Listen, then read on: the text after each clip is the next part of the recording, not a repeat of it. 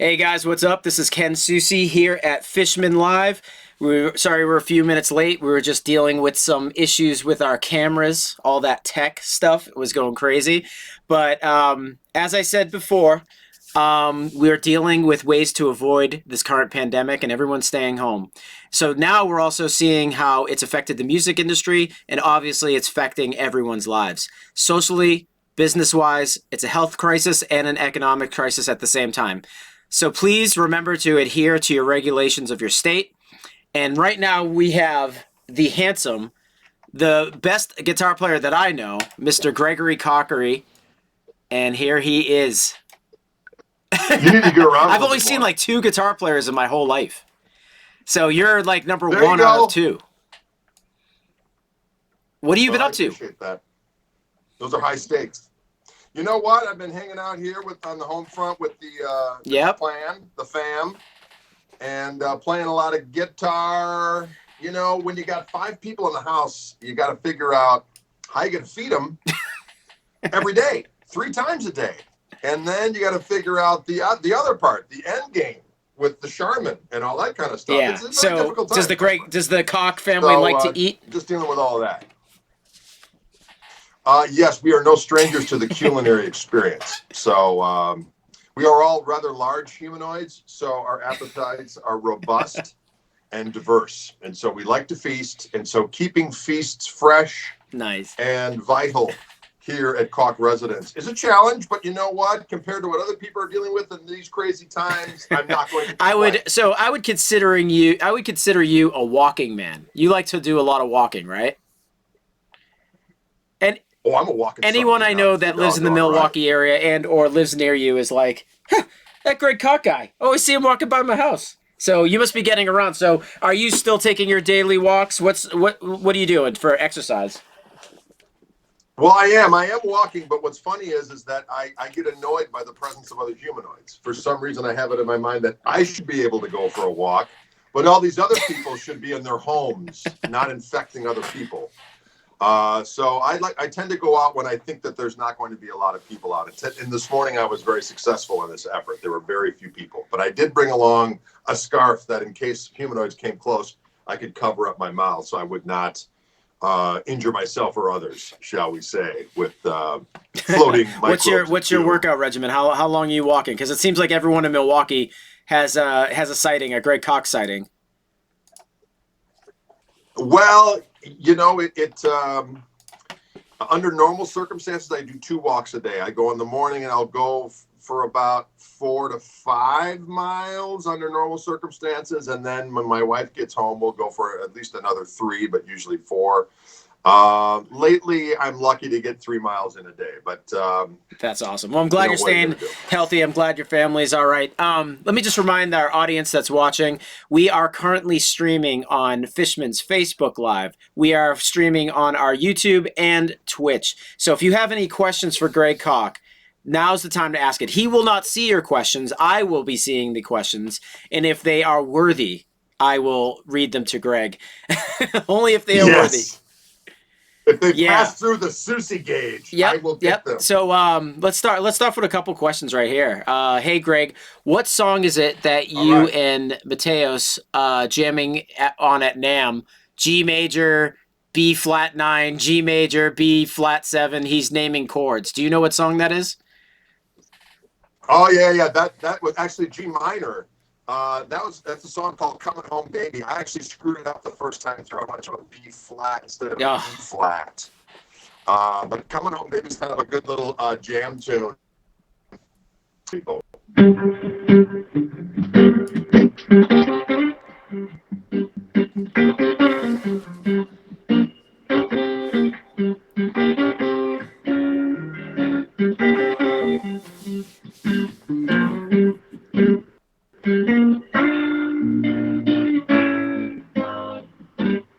That's it. It's just a good little tune you can kind of call off at will, and it's a fun little jam tune, and it's got some different chords that you can either just stick in blues land or you can play over the chord changes and have a little bit of fun ski. So that was a fun jam to play with old Mateus. He's just fantastic. I'm a big fan of his activities on the Intergoogle. Well, on the guitar, but what I've seen on the Intergoogle. And so that was a real blast to be able to do a little jamming with him. So we have two kind of questions that went back to back that are completely related. So one guy asks if you do online lessons, and the other guy is asking, Mikey B, are you self-taught? So I guess that goes hand in hand with each other. Are you self-taught, and do you teach online lessons? Well, I did go to school for music. Most of my stylistic nuance crapola I learned off of records or watching other people or just coming up with but I did go to school for music. There was University of Wisconsin Stevens Point, where I majored in jazz and beer.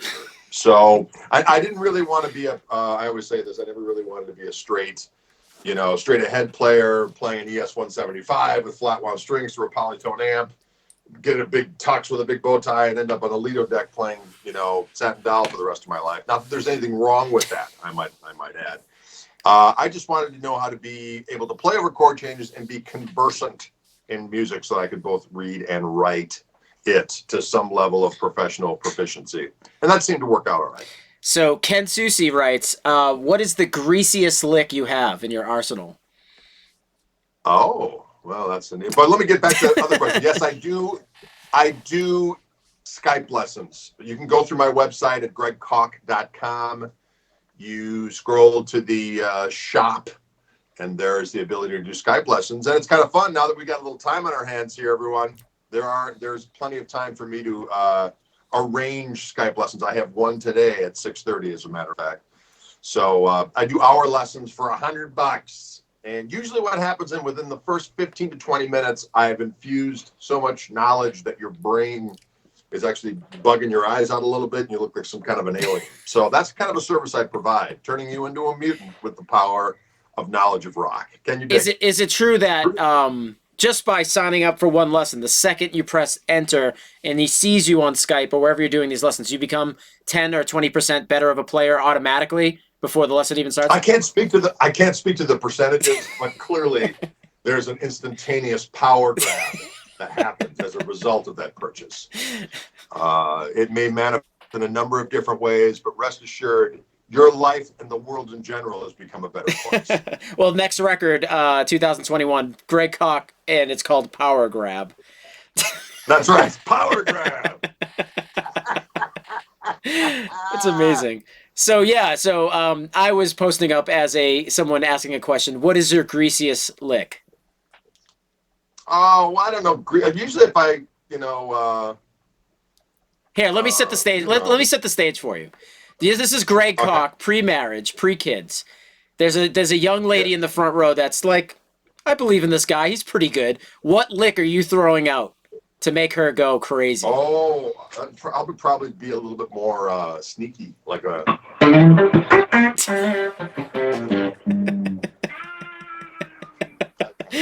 That's you got me. It's good. Woo! So I got that going for me. I tamed Ken with the power of my sweet rock. Oh man, that's awesome. Well, how many hours are you actually practicing a day? Because there's no way you're that good and you don't practice constantly. Well, I just play all the time, so I'm not real disciplined as far as today I'm going to practice this and this and this and this. I just kind of go with the flow ski. So it kind of it varies from like maintaining repertoire, like learning new tunes, writing new tunes, maintaining songs that I have that I want to make sure are in kind of battle condition. And then I might play along with records or, on this little forced sabbatical, I've been having fun playing along with some tracks that I had for clinics that I hadn't played with for a long time, just to kind of adhere to time. And then my son's here. He's sequestered as well. He plays drums. We've been doing guitar and drum kind of activities, which we will explore actually next week when I begin my bi-weekly Fishman Live scenarios, 4 o'clock Central, Mondays and Fridays, live from the Fishman page on my various portals. That sounded dirty. But so it's kind of a combination of all those different things. And some days I'll be kind of in a mood like, man, I haven't really worked on my vibratos for a while. Maybe I'll play along with some Albert King or some, Otis Rush or some early Clapton or whatever the case would be. Or else I might be kind of I want some of those kind of Swedish, not Swedish as in the country Sweden. I'm just probably thinking sweet as in to the taste. Some pedal steely stuff that I might glean from our friend Clarence White. And there's some Live Birds things I like to listen to get some of that stuff. Or I might listen to some Grant Green, do some little jazzorama, or whatever the case may be. So it varies, but I play all the doggone time. That's why, when you're stuck in a situation where you're not supposed to go out of the house and, what are you going to do all day? I really have no problem with sitting around just playing, much to the chagrin of my loved ones. That's why I started to do a little series that I started posting on Instagram and Facebook and YouTube going, licks to annoy your loved ones. Not the licks that themselves were annoying, but just the fact that you'll be trying to practice them around your loved ones in close quarters. They will be annoying. So, yeah, I try to, my oldest daughter she's out in Vermont right now. So everyone's home except for my oldest daughter. And she saw where I was posting some stuff with my son and I playing in the house. She goes, "Oh my God, I just saw you guys set up in the house playing. And I just became so angry knowing that when I was home, how much that bothered me when you guys would start playing." I'm like, no mention of the glory of rock or the spreading of love through music through the internet. It was no, it's just annoying when Dad and Dylan start to rock. So what are you gonna do? So I guess yeah, I grew up in a musical family, and sometimes my sister would be playing specific songs on the piano, and that would drive me nuts. But then again, it could be worse. We could be arguing, yes. Right? That's correct. There could be all kinds of unpleasant scenarios going on. Now it's just, the power of savage rock music echoing through the Koch home. So I think it's boring. So here's a question. What was this family decision on basically shipping off your daughter outside of the house to make sure she doesn't disrupt the family jam? Was that a strategic move, moving her to Vermont so she didn't bother you guys with her negativity? No. She decided to go out there. She actually plays bass. If she was home right now, we might get her involved with some low end activity. But she's been out there for about. She went out there in September. She's doing an AmeriCorps thing out there actually, but they've kind of recruited all the AmeriCorps people to do other things like bring food to people who are elderly and shut-ins that can't go out because of the viral onslaught. That's awesome. That's awesome. So you were talking about, lessons and working on your vibrato. So personally speaking, my vibrato is awful.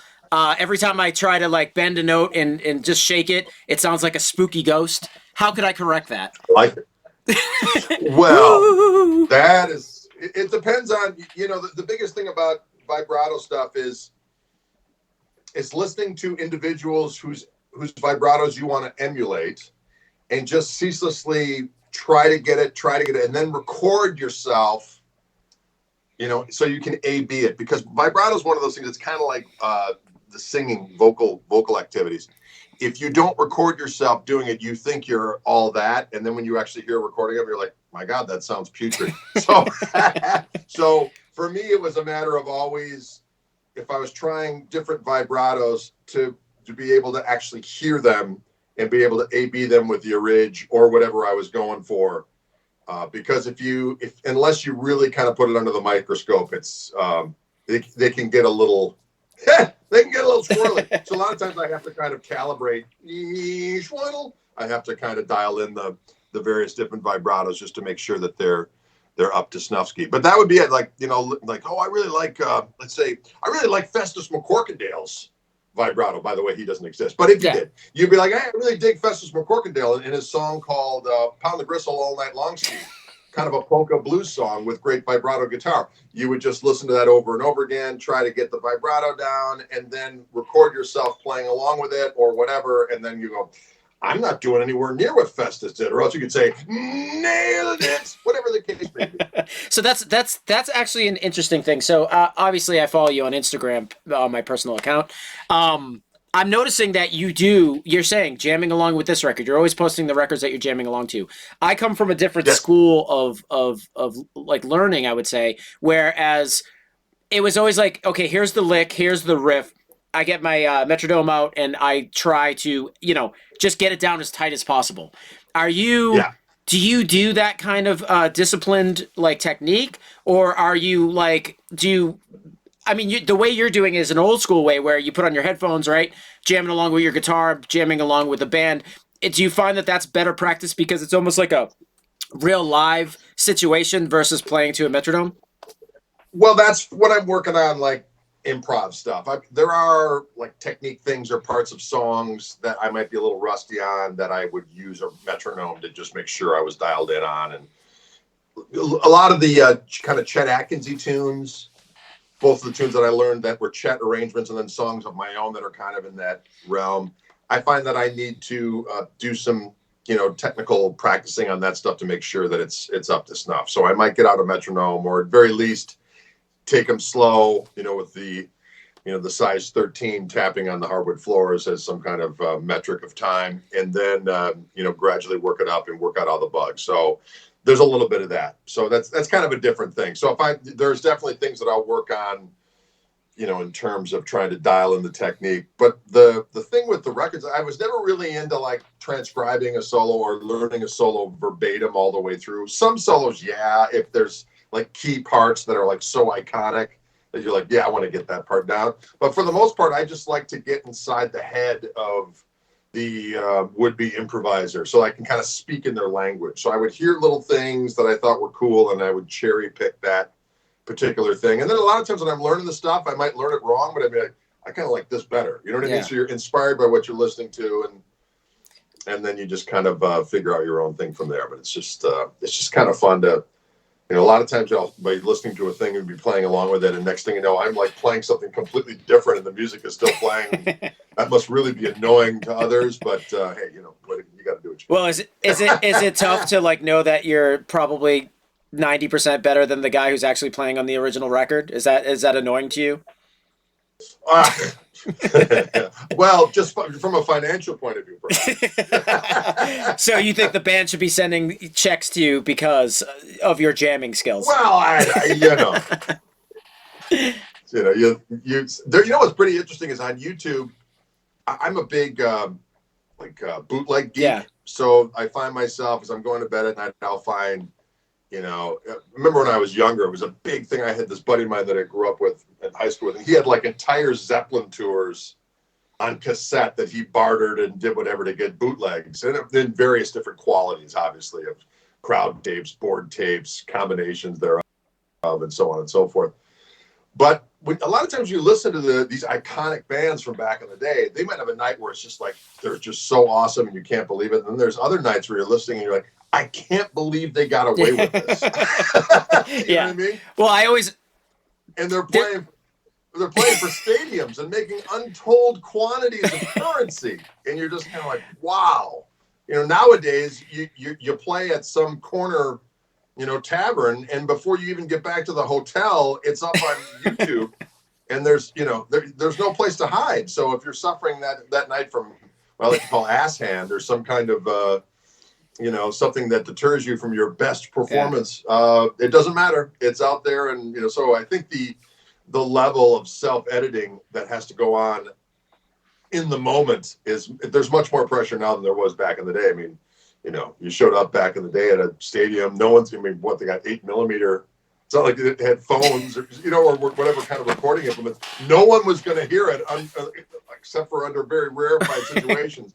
Now there's absolutely no place to hide. So that's good because I have so many questions for you. So this is the thing. Personally, as a guitar player, being a metal guitarist, I have a certain view on how my world is. But then I've been introduced into your world where there's a lot of blues players that get together.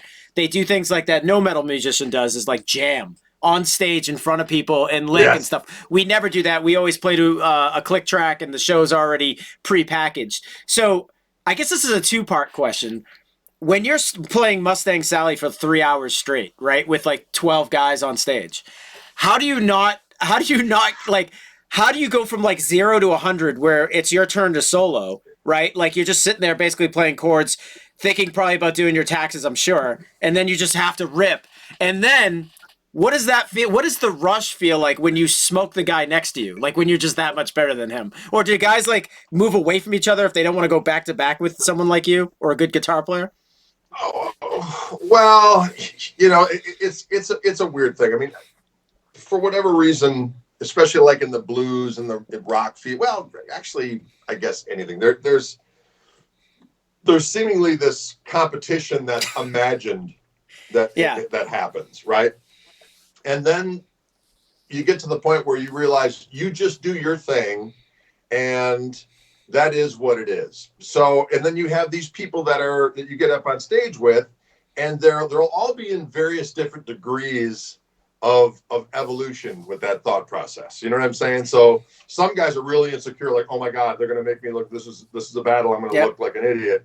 And other people just are like, I don't give a sweet gnat's ball. I'm just gonna do what I do, and if no one cares, I could care less. And then there's other people that are just, you know, you do your thing, and even if some other guy's playing 1,000,000 miles an hour, it doesn't matter, because all you got to do is like, well, I'm me, I'm going to do my thing, and that's okay because I'm not him. You know what I mean? And that's kind of the process of evolution. So now I'm to the point now where if I've got to sit in with somebody, and you know, most of the time it's this very conversational thing. That's the ultimate thing you want to have happen is that everyone is secure enough with their own bags, if you will, that they can go, hey, I'm doing my thing, and you're going, hey, what's happening? What's shaking? And you go, hey, not much, bro. What's shaking? Rick, I can't let, you know, and you just kind of go back and forth, and you create this dialogue. That's when it's really rocking. But typically what happens is some people are like, I'm going to screw your ear right now. I'm gonna, and you're like, wait a minute, I don't want my ear screwed, doggone. You know what I mean? And so it can get weird. So you just kind of, you know, in the final analysis, did I just say all that? I think I did.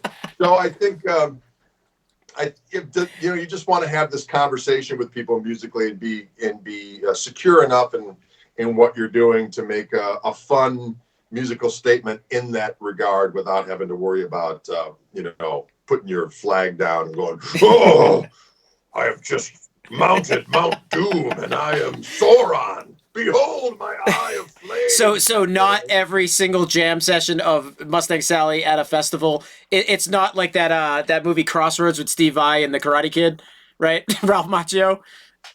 No, it doesn't end like that. You know, it's just so bizarre. It's like you go on YouTube and you'll find some, you know, cool old bootleg or something, and there's somebody going, this guy is the best because of X, Y, and Z. And I can appreciate why people have this thing, because we've, you know, basically it's been, I'm sorry, I got to get, it says Fishman Live today at 3 p.m. I thought at, you know, Central Time, but it's 3 p.m. Eastern. That's all right, Ken. We're on, we go. Anyway, so there is no competition. It's just people being themselves, but people want to say, they want to, you know, it's a very tribal thing. They want to belong to their tribe of, well, I really like Mark Knopfler because he was so tasteful, and his way of playing tastefully is so much better than other people like, Rory Gallagher was the greatest of all time. Save your breath, fella. I am an advocate of the mighty Gary Moore. And they're like, Joe Bonamassa smokes all those people. Oh, no, he doesn't. Philip Sayce is the man. You know, and it goes all this different stuff. It's like, you know what? They're all great. Everyone does their thing. You can enjoy them all. It doesn't need to be an either or. It's just people being themselves.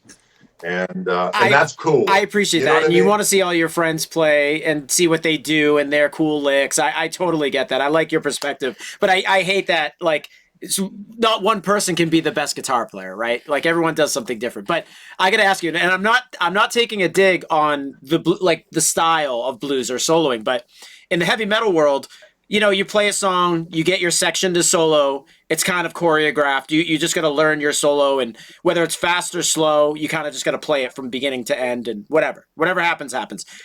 Right. The one thing I got to ask you is about phrasing. So I'm very confused as to blues phrasing, because sometimes I've never seen anyone do phrasing properly. Maybe I'm just not listening to enough blues players. But what I've been noticing with live guitarists is that they play, And then when they start to play too fast and the riff starts to fall off, that's when they decide to phrase, hold back, maybe yell in the air like yeah, yeah, you know, and then start over. So I feel like is that a cover up for most blues guitar players where they start to fall off the lick and then they just stop to make it seems like they were like going wild and then they just go right into something else. Well, I don't know as far as, I mean, my perspective of what you're saying is there seems to be a lot of folk. I mean, to me, what makes blues guitar the thing I always enjoyed, not that I wanted to be always playing in a very strict blues environment. That was never my intent, but I just liked the phrasing and the tone and all that stuff of blues guitar. But somehow they're this testosterone fueled ear mounting began. Yep. we mentioned earlier. And there became this kind of necessity, and Lord knows I'm not saying I was above it, because it's just one of those things as you go through the ranks. It's like, okay, you're doing a solo. You're going to start it off slow. You're going to start it off quiet. And then by the time you're done, you're doing your money shot at the end. And you have your various money shot arsenal of things that you know that if you pull out at the right time, the crowd is going to go roar. Yeah. You know what I'm saying? And that is something that I think people have a tendency, at least in my observation, to fill their solo almost beginning to end now with these various money shots, right? Whereas the real part of the solo, to me, that speaks more than anything else is the phrasing and the vibrato. There's, to me, I narrow in on the vibrato right away. It's like if the vibrato's not happening, not that I won't enjoy what the person's doing or not, it's not like a gotcha moment, like, oh, you don't have it. But it's just, to me, the things I like to listen to are people that are conversant and they have a good vibrato, because they know that that's really making a more impactful kind of emotive statement, as opposed to something that's just a kind of stream of a barrage of notes, as it were. And that's not to say that, you can be notey but still say really cool stuff. Yeah. You know what I'm saying? But a lot of times people just string together. I kind of like, if I do a Skype lesson with somebody and someone might say, I'm in a blues band, and when I play, I find myself playing the same licks over and over again. I was like, well, what you can do is not think of it as licks at all. You want to build a conversation, and these licks are words in your vocabulary. So you don't learn a new word like in real life. You don't learn a word like recalcitrant, and all of a sudden you're saying to your wife, I'm going to the grocery store, and I hope that the cashier isn't recalcitrant. It's like, what the hell are you talking about? It doesn't make any sense. But if you put together this cool arsenal of stuff, and you all of a sudden at the right time you say, well, my boss wasn't behaving according to plan, and his boss above him said, you're being recalcitrant. All of a sudden it's like, wow, that was heavy. You know what I mean? So to me, it's like building, being able to be conversant in a way. And a lot of times when you're playing, what you just played is affecting, well, all the time for me, what I'm about to play is affected by what I just played. So depending on how I start off, you're building this conversation, and that conversation may end up high and end up low as far as dynamically or whatever the case may be, but it keeps things open as opposed to just kind of a random throwing out of vocabulary words. Yeah. You know what I mean? Yeah, no, I do. And you know what? That actually reminds me of, as you were talking, it reminds me of my first impression of the way you play as we got to know each other from working with Fishman. I love when you play the wrong notes on purpose. And are you doing that? Are you doing that to stimulate the listener or catch their attention, or are you doing that just to have fun? Because you play with it. Just to have fun, for the most part. I mean, when I'm doing a solo, I don't do it just to be outside. I just think it would be a cool musical statement to do something. I mean, ultimately, you should play as you are. And so a lot of times, I mean, I just, if I go in and I order a coffee, I'm not saying, hey, can I have an Americano? I might go in and say, I would like a delicious caffeinated refreshment that is imbued with the power of sweet espresso. Yeah. You know what I mean? And that's just something that most people are like, well, that's really weird, but I kind of dig it. So that's kind of the way I Yeah. perceive playing. You know, it's like, yes, I could do the expected thing, and that would be fine. And there's nothing wrong with it. Or you could add like this flavor in that you never thought was available to you, but you're like, you know, I dig it. You know what I mean? So that's kind of it's great because for me it's jarring, like to the point where it sounds like someone's breaking glass for a second, but then jumping right back on and doing something slick. But it's always jarring. But do not stop doing that because it's my favorite part of your playing.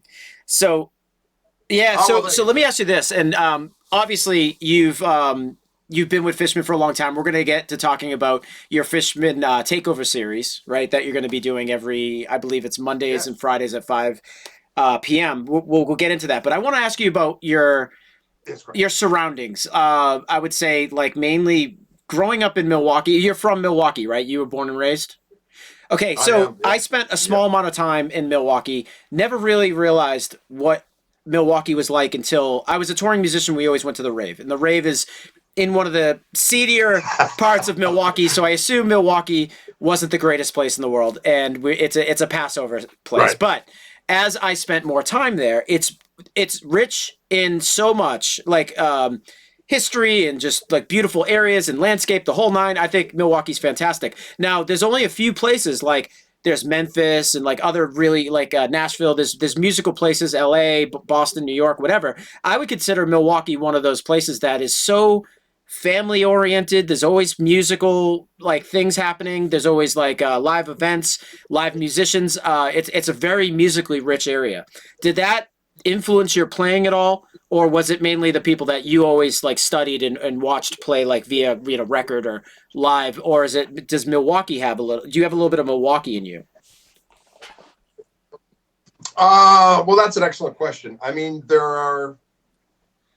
it's kind of weird. My style of playing per se, there isn't like a scene of people that kind of do what I do. Where I would say Austin is one of those places. I could go down to Austin and have a bunch of buddies that I'm already, I'm friends with down there, and be like, well, now I'm with people that are kind of in the same mindset. That being said, there's great musicians here, and there were people that I grew up listening to that I really was influenced by. I always talk about this band, Leroy Airmaster, that was in town, this blues band, which I ended up playing with Steve Cohen and actually Bill Stone, the guitar player, is a buddy of mine. And they very much influenced me because it was a blues band, but they also, they jammed quite a bit, and they had enough jazz. They had some jazz knowledge. Bill has a lot of jazz knowledge, and Steve did too on the harmonica. And they, under a blues kind of format, they would do these impressive improvisatory flights, which were awesome to me.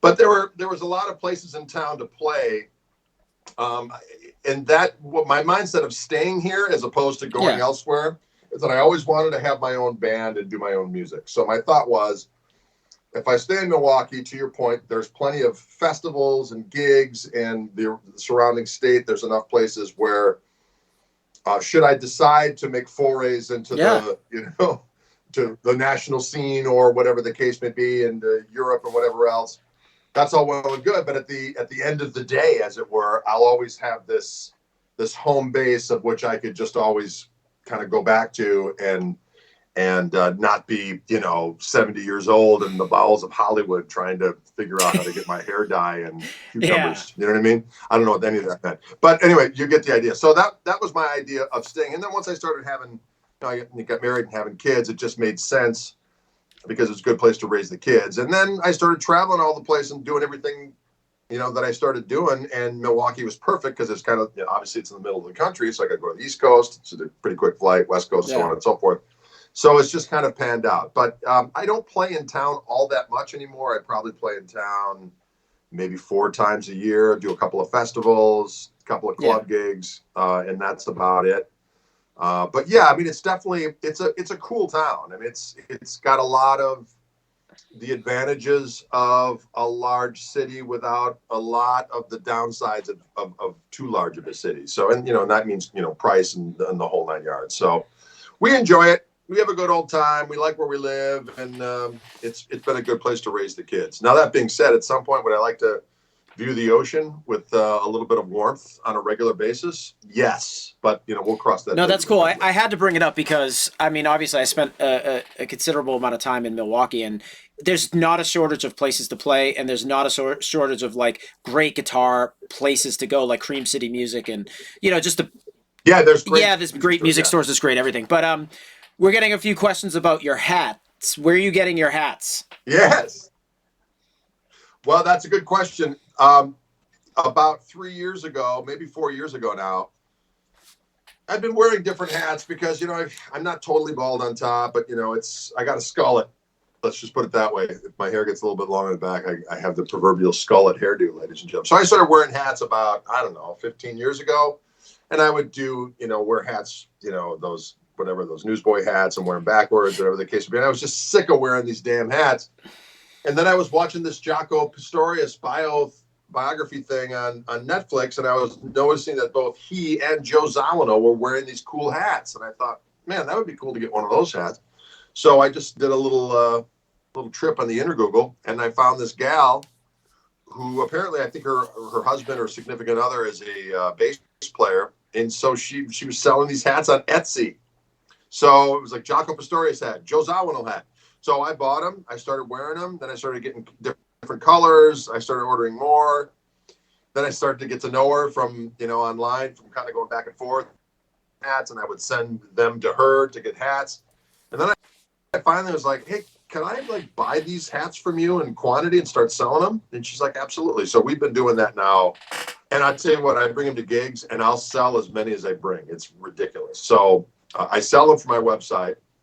And there's a bunch of different colors and whatnot, but there's about 3 or 4 that I wear regularly, and I have all of those available on my website. Awesome. Well, again, as I said just a few minutes ago, you're going to be doing a Fishman Takeover series every Monday and Friday at 5 p.m. Eastern Standard Time. Yes. I think that's really cool. You're going to get online. Mainly just go live with everybody, answer questions, play guitar, show everybody what you got every day, right? Is that the plan? Is that what the format is? Yes. Yes, I mean I've been doing Tuesdays and Thursdays for my Wildwood friends on Wildwood Guitars, and with my son being here, we've been doing guitar and drum things, and it sounds actually really cool. So I think with the Fishman stuff, in addition to playing electric guitars with the Fluence pickups, I also get out my Martin that's loaded up with Fishman goodness, and we'll do some jamming, and as you said, we'll do some questions, and then throughout these things too, it's like we'll play a tune, and I might show what I'm doing on that song, this is the technique, or this is the part I'm playing, and so on and so forth. So it's a little bit of a question answer, play some jams, hoot and holler, and all that other kind of stuff. So we're going to do that on, as you said, Mondays and Fridays, 3 p.m. Central Time, 4 p.m. Oh, cool. Eastern Marketing time. told me 5 p.m. Eastern Standard. So you better get. Oh no, you're right. I'm sorry. No, you're right. 4 p.m. Central. 4 p.m. Central, 5 p.m. Yeah, you're living in the past, Eastern, man. Sorry. You're an hour behind me. I'll sit. Right. So, Lord have mercy. So I think a good question is, and I've experienced this because I've been a professional musician for, I think it was about 17 years before I got wrapped up with the Fishman team. And in a good way, because I was using different types of pickups, I was using different type of gear, and after meeting Larry Fishman and trying the Fluence stuff out, it changed my life, right? And you've been... Right. You have a lot of relationships with different companies across the industry. But I think what I want to ask you is somewhat similar to the way I feel and what I've answered before to a lot of metal musicians, is that a lot of people understand that you as an artist pick what companies that you choose to work with. And I guess the question is I mean, for me, Fluence blew my mind. It's literally the next greatest. I saw it as the biggest advancement in the music industry in the past 20 years, especially for guitars, right? With the Fluence humbuckers, how they're made. It's the the precision coil, how that works, the multiple voicings, no hum, the whole nine, right? I don't have to go over it, but I'm saying to you, what I want to know from you is that, what is it about Fishman? And I mean, obviously you work with us, you promote us a lot, but what is it about the company? What is it? What drives you to consistently do this for us? I mean, you got to have a huge love for the gear, and the company too, the owner, Larry, Jason on down. What is it? What Right. is it about the Fishman family that really draws you into being inspired to write with our stuff and also kind of continue the relationship? Well, yeah, I mean,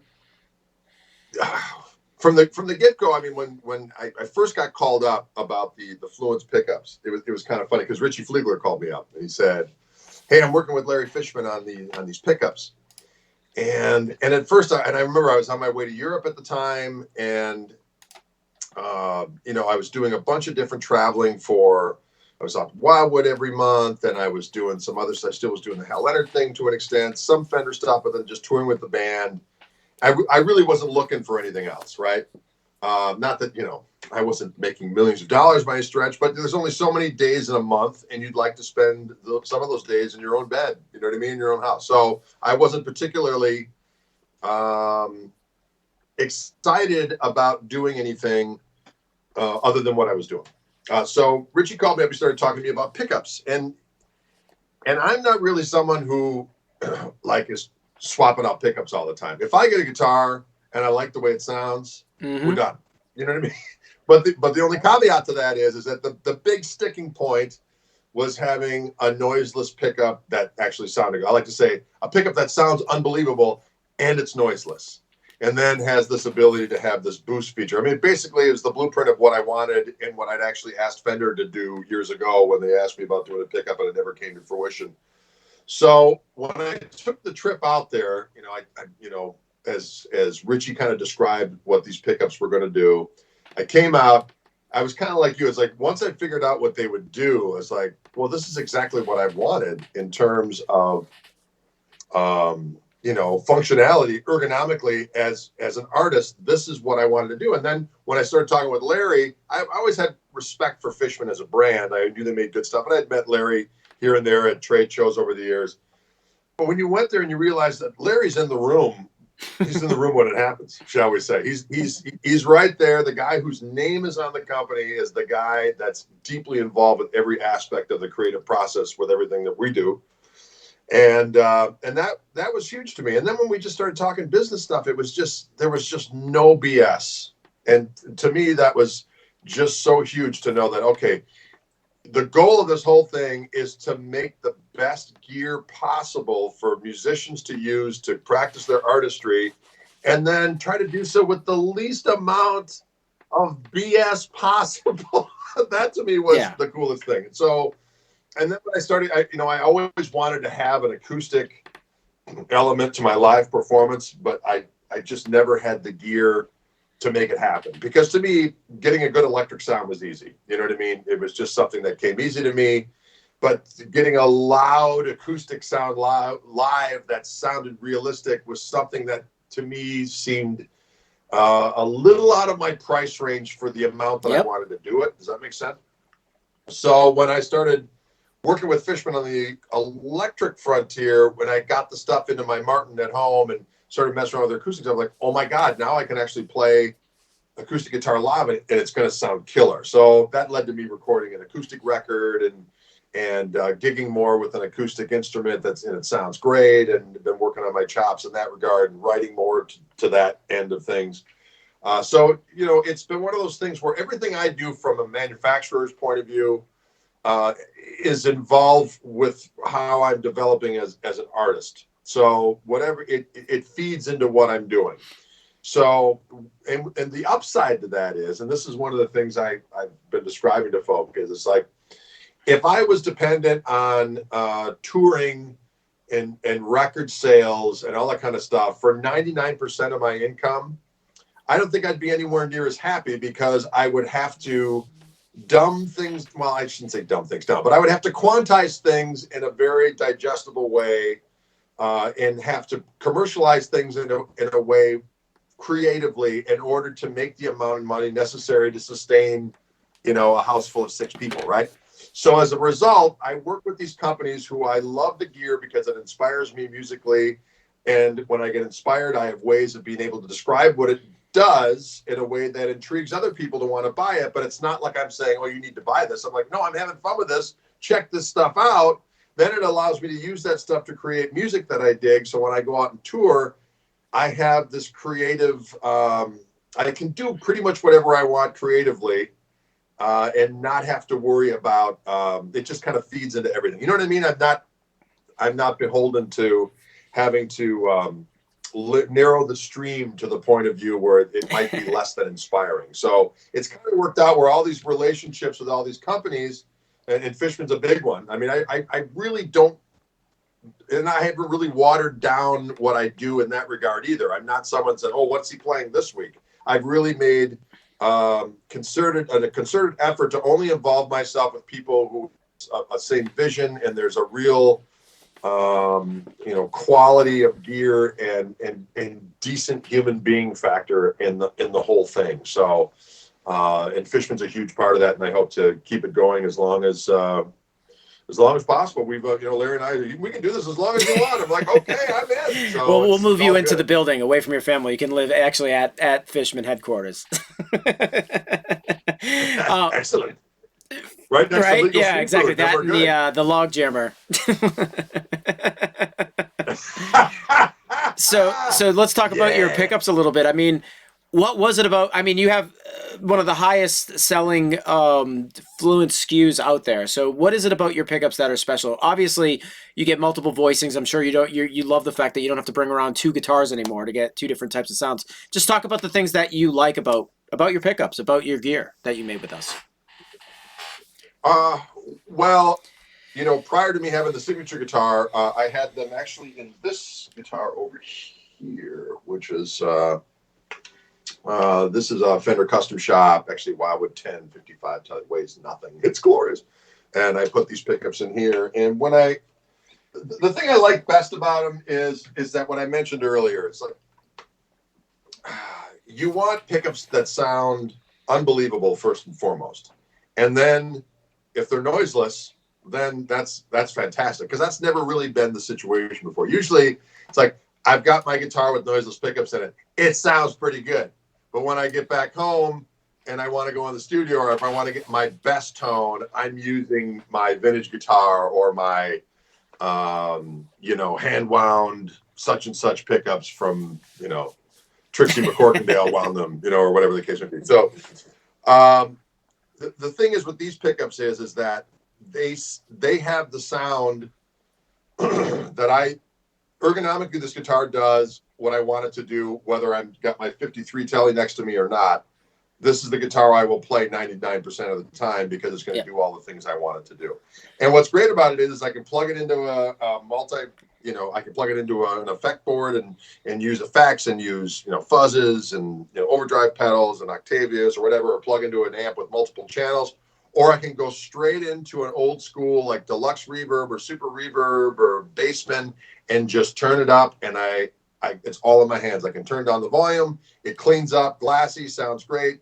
I turn it up and it sounds like the most glorious overdriven Telly of doom. And then if I press this button in, it just goes. And what I like about it too is that the thing I say to folks, and it's totally obvious when someone goes, "Hey, try out my Telly. I think it sounds great." And I'll play it and I go, "It does sound great." And then I'll plug in one of my guitars, the Fishman Fluence pickups, and they're like, "Oh my God, this thing sounds." It's like a weaponized version, and that's not to say that it still maintains the integrity of a vintage tone. It just sounds bigger and better, and then you have the option of having more. And then there's no noise. So that's why I think it's so groundbreaking, to your point of why it's such a groundbreaking thing, is because when you A/B them, it's just such an aha moment. You're like, well, yeah, it's not like the 53 pickups. It's completely different. And I love my 53. And it's not like I'm going to yank the pickups out of that and put these in there, because those pickups do a certain thing. They're microphonic as hell, and it does what it does. But when I go out and gig, I might play that guitar like for one song, and I can't put any overdrive on, or else the neck pickup's going to howl like a banshee in heat. But it is fun to play it clean and do that thing. But my workhorse guitar is the one with my pickups in it, because it'll do everything I want it to do. Awesome. We're getting that's amazing, and that's the same reason why I love Fishman Fluence pickups as well too. Adam Baum keeps asking, so we have to answer this. Do you need Captain Crunch or Crunch berries? Is that what you eat? Yeah, I think he meant to write eat, but yeah, which Captain Crunch with Crunch Berries is the one. I've been pretty good lately though. I've managed to wean myself off of the Captain Crunch with Crunch Berry scenario. I did have a bowl of delicious Raisin Bran today. You know, got to keep things moving, ladies and gentlemen. Am I right or am I right? You're right. You're definitely right. But I do have a cereal problem, and you know, but Captain Crunch is crunch. I mean, regular Captain Crunch is okay, but Captain Crunch with Crunch Berries is fantastic. And the Colossal Crunch that you can get the generic with the big old bag, Oh, yeah. that's really the move. Oh yeah. That's the move. But the problem is, you know, you pour yourself a big bowl of that, you put the milk in, and you start chowing it down, and you chow it down. There's still a bunch of milk, and of course now it's kind of pink, and it's got that sugary goodness to it. But you're like, well, there's still a lot of milk in here. I'm going to put some more cereal there to soak up the rest of the milk. And then all of a sudden you put a little bit too much. Now you got to put a little bit more milk in, and it just starts the whole process all over again. Next thing you know, you're about half a bag down of the Colossal Crunch, and you're just looking at yourself in the mirror, avoiding your own gaze. Like, I hate me.